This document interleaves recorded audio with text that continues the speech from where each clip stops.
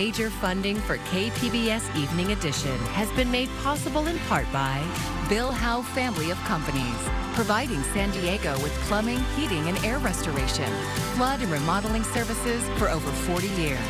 Call 1-800-BILL-HOWE or visit billhowe.com. And by the Conrad Trebas Foundation, Darlene Marcos Shiley, and by the following.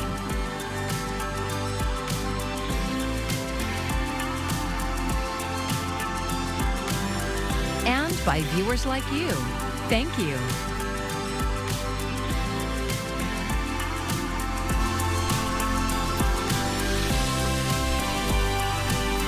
There are just a few hours left for voters to cast their ballots in the special primary election for the 1st supervisorial district. Thank you for joining us. I'm Maya Trabulsi.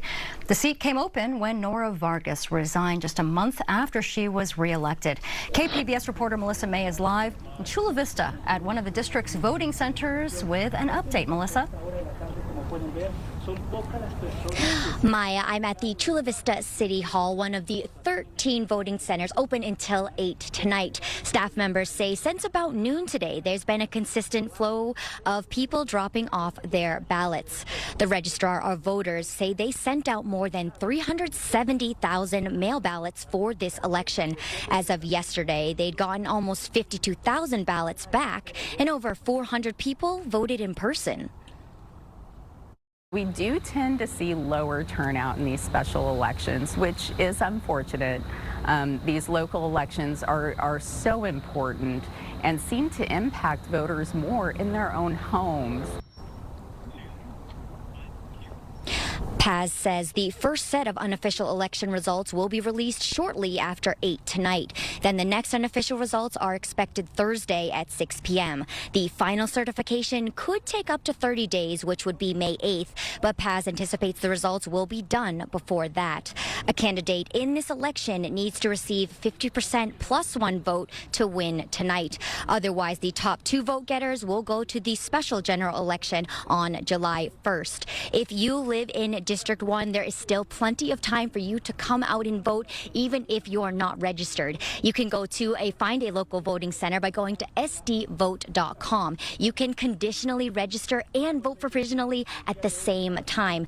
Paz says as long as you are in a voter line by 8 p.m., your vote counts. That website again is sdvote.com. Live in Chula Vista, Melissa May, KPBS News. Since 2022, San Diego County has had a program that helps immigrants who need legal assistance. Now, a county supervisor wants to change and extend the program. KPBS reporter John Carroll says whether that happens likely depends on the outcome of today's race for District 1 supervisor. Lily, Irani, Emilio M., and Vanessa Rigosa. Just 3 supervisors listened to dozens of speakers on a proposal by Acting Chair Tara Lawson-Remer. She wants to modify and extend the Immigrant Legal Defense Program, the ILDP. Launched in 2022, Lawson-Remer says the program has provided legal help to around 2,500 people, but the proposal failed due to lack of a quorum. Supervisor Jim Desmond wasn't there. The action then moved downstairs, where Lawson-Remer made her case to supporters. We actually have an opportunity here in San Diego County to take a stand and to make a difference. Right now, the ILDP is only available to people in detention. She wants to change that to make it available to any immigrant who needs help, in detention or not. Right now, the program is free. Lawson-Remer wants to introduce a sliding fee scale to stretch program dollars. We know that the most important thing that you can do is make sure that you have an attorney so that your due process rights are protected. That's a core tenet of the U.S. Constitution. Lawson-Remer says the need for a renewed ILDP has only become more urgent since Donald Trump took office. The government can't just raid your house and lock you up and throw away the key, that you get your fair day in court. That's especially true for migrant children who find themselves here without their parents or any adults to help them. The Immigrant Legal Defense Program would make sure that kids who are here don't have to stand in a courtroom, a 4-year-old, a 6-year-old by themselves. Lawson Remer says it's now time to concentrate on the upcoming fight over the county budget. She says the ILDP provides a lot of bang for the buck. One thing Lawson Remer is not asking for is more money. If her proposal for a reorganized ILDP passes, its budget will stay the same at about $5 million, less than 1% of the county's overall approximately $8 billion budget. Lawson Remer says she'll bring the measure back up after a new District 1 supervisor is elected. John Carroll, KPBS News. Weather headlines here as we head throughout the next couple of days. I will be tracking sunny skies and some breezy winds here as we head throughout the next couple of days. After that, starting Thursday, especially heading into Friday, get ready for record-breaking highs across Southern California and the desert Southwest. But overall, the good news is I am tracking great weather for both Saturday and Sunday. There's also another chance of rain in the forecast. I'll detail that updated look coming up.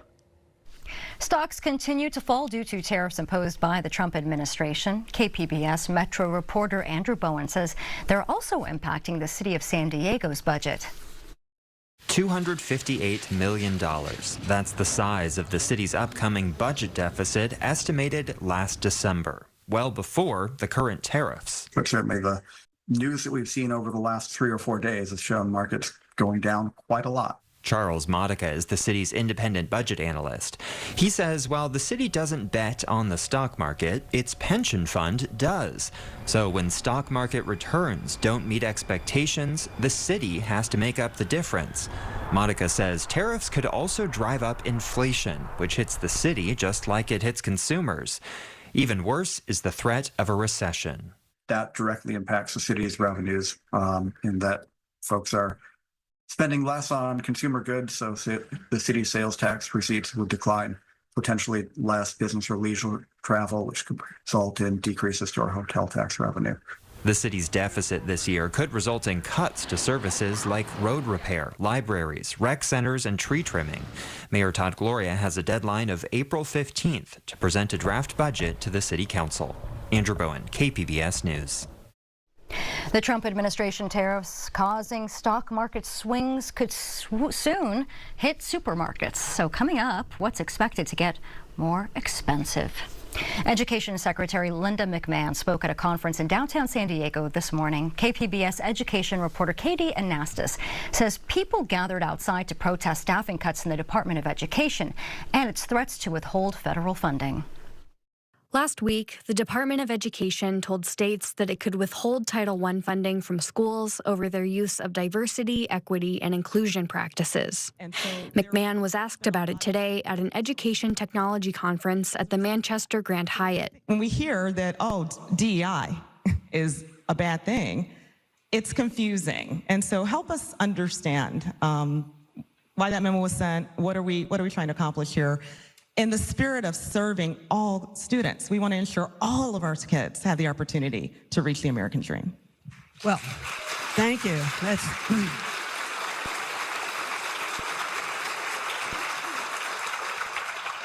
I think discrimination is the bad thing. We shouldn't have discrimination anywhere, whether it's religious, whether it's race, whether it's sex. There should be no discrimination. Outside, about 24 people gathered in front of the hotel, waving handmade signs and chanting. We, the people, demand justice in education. Jay Steiger teaches history in the Poway Unified School District. I come from, like most of us, a purple family. We were across the political spectrum. And the thing that used to unite us is we were all in favor of public education. And so seeing it become this political football is really disheartening and disturbing, and that's why we're all standing up. San Diego Unified School Board President Cody Pedersen says the district relies on Title I funding for its most vulnerable students.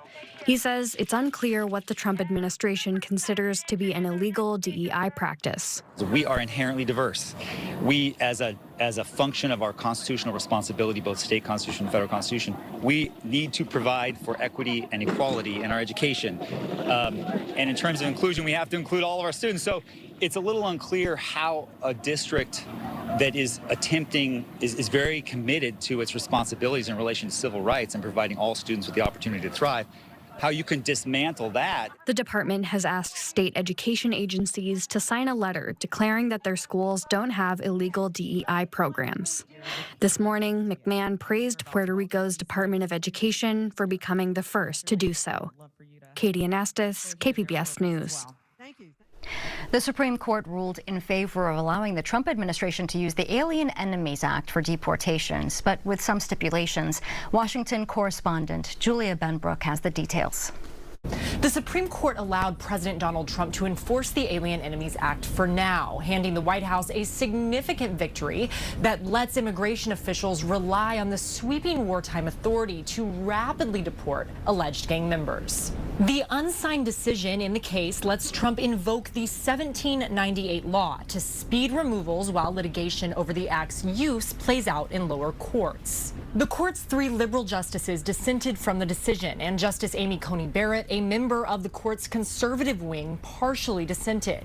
Justice Sonia Sotomayor, the court's most senior liberal, argued that the Trump administration's conduct in the case, quote, poses an extraordinary threat to the rule of law. The president and his team are praising the decision. This decision proves that President Trump and our administration have always been right from the beginning. He will continue to utilize the Alien Enemies Act to remove foreign terrorists. But the court did put some guidelines in place, stressing that going forward, the accused should receive notice they are subject to rapid deportation, as well as an opportunity to have their removal reviewed by the federal court where they're being detained. There are growing questions about the recent deportations, with revelations that the administration mistakenly deported a Maryland father to El Salvador because of a, quote, administrative error. That deportation took place under a different legal authority, not the Alien Enemies Act, but underscores the potential risk of rapid deportations. Reporting at the White House, I'm Julia Benbrook. More than 5 years after the COVID-19 pandemic began, many San Diegans are still living with the long-term effects. KPBS health reporter Heidi DeMarco says long COVID's lasting health impacts are often invisible and misunderstood. Jason Rissman is lucky to be alive. After contracting COVID in December 2020, he spent 70 days in a coma. I texted my wife. I said, I've got to go to sleep for a while. I love you. I'll talk to you when I wake up. Rissman is a special agent with Homeland Security.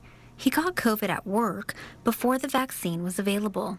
As a result, I have some residuals that I'm still seeking treatment for. There's no clear number on how many people in San Diego are living with long COVID. Experts say it's hard to track.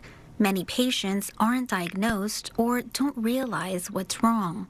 There's people who have cognitive issues where they're forgetting things. They have what they call brain fog.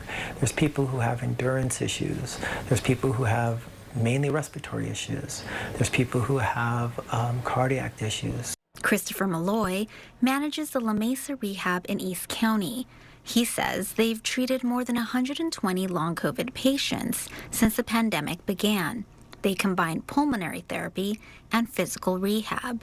People come in tears saying, I just want to go back to work, but I'm not the same anymore. I don't have the endurance. I don't have the strength. Dr. Tammy Peavy is the rehab's clinical director. She says there's no official test to diagnose the condition or a standardized treatment plan for long COVID, which can impact nearly every system in the body. She says too often, patients are referred to physical therapy without being properly evaluated for breathing issues. So I think it's really important to send the message out to doctors that if a patient comes in with shortness of breath, do not be afraid to send them to pulmonary rehab. La Mesa Rehab is one of only 5 clinics in San Diego County. I think the saddest thing is there's only 300 clinics like this in the entire United States. We should be more prepared than that, and we should certainly be taking better care of the patients who haven't recovered from the COVID. Deborah Franklin still deals with blurry vision, body pain, loss of taste and smell, and a relentless cough. And I have had long COVID since December 2021. Rehab helped her realize she wasn't alone. because I got to see other people with it. I'm absolutely not crazy because the doctors kept saying, well, no one else has this. Another challenge, health coverage. There's been issues with people being denied workers' comp. California Senate Bill 1159 used to make it easier for people to get workers' comp if they caught COVID on the job. But that protection expired in 2024. Now, workers have to prove they got COVID at work. Peavy says that makes it tougher for long COVID patients to get coverage. Visits, we have to go back and ask for more visits. These are long-term patients. Dr. Alan Lee is a psychiatrist. And there's another medication that my doctor wants to prescribe me. It's $3,000 a month. He says even with his medical background, it's hard to get care after being infected with COVID in 2022. One of the struggles is, of course, just working with insurance to try to get things authorized, because these treatments can be expensive, and especially for a novel illness where a lot of the treatments are not yet approved. After a heart rate monitor claim was denied by his insurance for not being filed properly, Alan says the company sent him to collections. As you can imagine, being really tired and everything like that, it's really hard to take care of these kind of things. Federal support for long COVID research is also dwindling. The Trump administration is planning to close the Office for Long COVID Research and Practice. 5 years since the pandemic hit, research, recovery, and treatment for long COVID patients remains uncertain. But it's just been a long journey. Franklin might retire early. Now I have to wear a pamper to work because my cough is so aggressive. I really have to figure out if it's worth it. Rissman continues to fight for proper care. I was too stubborn to die, and I'm too stubborn not to get treated properly. Okay. Dr. Lee can't work anymore and now finds himself struggling to keep up with his kids. A few minutes on the playground can knock him out for up to 14 hours in bed. Regardless of how tired I am, I mean, these moments, they are, you only have so long with your children. So it's always worth it. With no clear roadmap, health experts say long COVID patients are left to navigate a system that is still learning how to manage this complex condition. Heidi DeMarco, KPBS News. President Donald Trump's sweeping tariff plan sent shockwaves through the global markets. The next big impact could be on consumers' bottom lines. Karen Kaifa is in Washington with a look at where tariffs could pinch consumers' wallets first. Some experts say the first place where consumers could feel President Trump's sweeping tariffs could be the grocery store. Have a look at where each of the grocery items you're buying came from. Where did the avocados come from? Where did the vegetables come from? Where did your pasta come from? And a lot of it came from abroad. Especially the produce aisle, because fresh fruits and vegetables have high turnover, and many household favorites require some supply from abroad, like bananas from Costa Rica and Guatemala, and grapes from Chile. Also with a short shelf life, seafood. About 80% of seafood in the U.S. comes from countries like Canada, Chile, India, Indonesia, and Vietnam, according to the U.S. Department of Agriculture. Further out, look to coffee prices perking up. The National Coffee Association says more than 99% of U.S. coffee is imported. At big box retailers, the Consumer Technology Association estimates current retail inventories of items like laptops and tablets will last about 3 to 4 months. It predicts higher prices could arrive by late summer in time for back-to-school season. The Toy Association says it's a similar timeline for toys, which they say the U.S. imported by the billions from China and Vietnam last year. That underscores why economists are concerned about how broad tariffs could crimp consumer spending, businesses, and the U.S. economy. It's a massive tax increase on American consumers, particularly lower middle income households, and it crushes businesses that sell to those consumers, but also buy a lot of imported product to produce whatever they're producing. In Washington, I'm Karen Kaifa. One potential impact of President Trump's tariffs that you may not have considered is the price of car insurance. Online insurance marketplace Insurify expects the cost of full coverage car insurance to increase by 8% by the end of 2025. The analysis looks specifically at how much cars and individual parts will cost. For insurance, I thought that it was really high, so I went window shopping for others, and then I realized that that was actually just like the norm right now. So yeah, that's a little scary, but it's also like, gonna have to make it work. I mean, I can walk, but do I want to spend, 3 hours getting from one place to the other? The Insurance Information Institute says if auto insurers do increase premiums, customers won't see rates change until their policy is up for renewal. New premium charge will be implemented on existing policies. There's just under a week left to file your taxes, and if you haven't started the process yet, experts say now is a good time to begin so you don't face penalties for not filing on time. Jen Sullivan has last-minute tips to filing your taxes. Time is running out to file your 2024 taxes on time. You have until 11:59 p.m. in your time zone on April 15th to send your federal taxes to the IRS. But experts say the sooner you start, the better, because it can take a lot of time to complete. I've seen some people take up to 30 hours just because the understanding of the tax law is confusing. Travis Belton is a tax accountant. He says you can file for an extension, but warns there may be fees. There is a penalty for underpayments if you have an over an amount of $1,000 or more. It's called an underpayment penalty. If you owe more taxes than you can afford, you can apply for a payment plan through the IRS's website. But the IRS recommends you pay as much as possible before doing that. Installment agreements are usually supposed to be up to 18 months and can be split out over time. According to the IRS, the penalty to file late is 5% per month on the unpaid balance. But if you work with the IRS and pay at least some of what is owed, you can minimize the late payment penalties. Be warned, the interest rate is 7% per year. It's encouraged to pay as soon as you can in order to avoid additional penalties and interest or consequences. Filing your taxes will take longer for anyone who's had a life-changing event in 2024, like getting married or having a child. For Consumer Watch, I'm Jen Sullivan.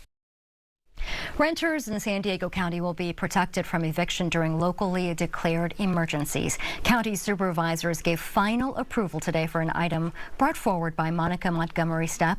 Her district is the one that was heavily impacted by last year's flooding. The new protection takes effect in 30 days, and it prevents evictions for at least 7 days for those directly affected by natural disaster or other emergency. It would also pause any evictions that are already pending.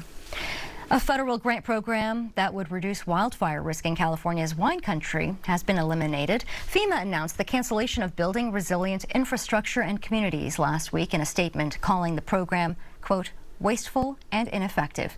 Napa County officials believe the move is part of a Doge cuts. Farmers and officials say getting rid of the program puts funding for wildfire prevention at risk. This is about a $50 million investment in total for the county of Napa, all focused on really mitigating large-scale wildfires in our community. One thing's for sure, it's not a matter of if, it's a matter of when. Fires are a constant reality and a threat that we have to live with here in Napa County. If we don't get ahead of that early with prevention, then you know the consequence. According to FEMA's statement, funds that have not been distributed will be returned to the Disaster Relief Fund or the U.S. Treasury.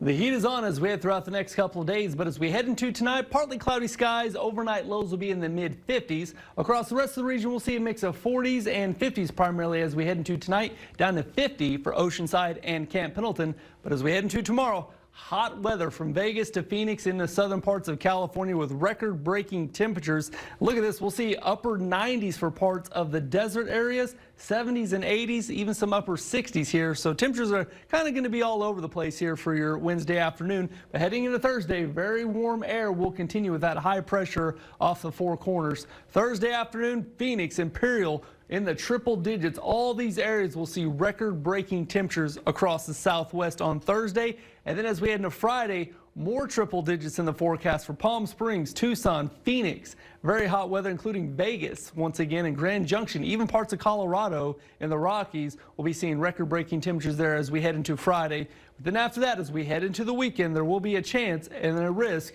of some fire danger here Saturday into Sunday across parts of the Rockies. So heads up for that as we head into the weekend. But overall, here for your coastal forecast, it's going to be pretty nice here for the next couple of days. I'm tracking sunny skies, highs in the 70s here for your Wednesday, Thursday, Friday. Temperatures will take a little bit of a dip there as we head into the weekend with temperatures in the 60s for both Saturday and Sunday. But overall, it's looking like it's going to be an A+ forecast. Inland forecast, it's going to be very warm there for Wednesday, Thursday, Friday. But once again, temperatures taking a little bit of a tumble on Saturday and Sunday, but still it's going to be nice and sunny here across the inland areas. For the mountains, we'll see temperatures in the 60s Wednesday, Thursday, Friday before we dip into the 50s briefly there on Saturday. But lots of sunshine, not really tracking any good chances of rain. Now for the desert areas, we could see some triple digits there on Friday as temperatures peak. But once again, we'll take a little bit of a break from the high temperatures there as we head into Saturday and Sunday.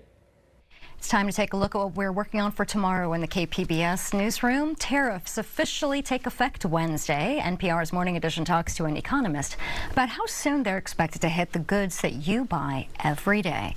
And April is Sexual Assault Awareness Month. KPBS Midday Edition is exploring how people here in San Diego are cultivating community resistance. For the first time in history, an ancient animal species has returned from extinction. And if you're a fan of Game of Thrones, like me, these names might sound familiar. Romulus, Remus, and Khaleesi. These pups carry traits of the real-life creature that inspired the series' legendary dire wolves. The species went extinct over 12,000 years ago, and a biotech company, Colossal Bioscience, has used DNA, cloning, and gene editing to alter the genes of the dire wolf's closest living relative, of course, the gray wolf. And these adorable pups are the result. Cute. You can find tonight's stories on our website, kpbs.org. Thank you so much for joining us. I'm Maya Trabulsi, and I wish you a great evening. Major funding for KPBS Evening Edition has been made possible in part by Bill Howe Family of Companies, providing San Diego with plumbing, heating, and air restoration, flood and remodeling services for over 40 years. Call 1-800-BILL-HOWE or visit BillHowe.com. And by the Conrad Prebys Foundation, Darlene Marco Shiley, and by the following.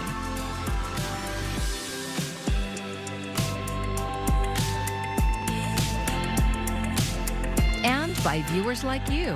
Thank you.